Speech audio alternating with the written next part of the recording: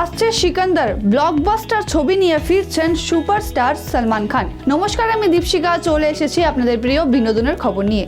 চলতি বছরে সলমান খানকে প্রধান অভিনেতা হিসেবে কোনো ছবিতে দেখা যায়নি। এমন পরিস্থিতিতে অনুরাগীদের পাশাপাশি সলমানও নিজের যেন তার ছবি সিকান্দারের মুক্তির অপেক্ষায় ছিলেন।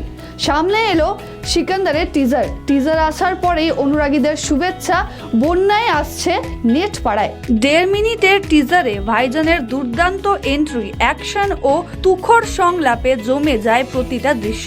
সলমানের কণ্ঠে শোনা যায়, শুনেছি অনেক লোক আমার পিছনে পড়ে রয়েছেন, ব্যাস এবার আমার ঘুরে দাঁড়ানোর পালা। পুরো শোয়গ নিয়ে সলমান যেভাবে সামনে এসেছেন তা এক কথায় সিটি মার মোমেন্ট। 2025-এর ঈদে আসতে চলেছে সলমান খানের সিকান্দার। সদ্য 59 বছরে পা দিয়েছেন, কথা দিয়েছিলেন জন্মদিনেই সিকান্দারের টিজার প্রকাশ্যে আসবে, কিন্তু তার আগেই ঘটে অঘটন। প্রয়াত ডক্টর মনমোহন সিং প্রাক্তন প্রধানমন্ত্রীকে সম্মান জানিয়ে টিজার রিলিজের সময় পিছিয়ে দেওয়া হয়। শনিবার সকাল 11টায় টিজার রিলিজের কথা থাকলেও তা প্রকাশ্যে আসে বিকেল 4টায়, তাও আবার শুধুমাত্র ইউটিউবে। চলতি বছর সলমান খানকে প্রধান অভিনেতা হিসেবে কোনো ছবিতেই দেখা যায়নি। এমন পরিস্থিতিতে অনুরাগীদের পাশাপাশি সলমান নিজেও যেন তার ছবি সিকান্দারের মুক্তির অপেক্ষায় রয়েছেন।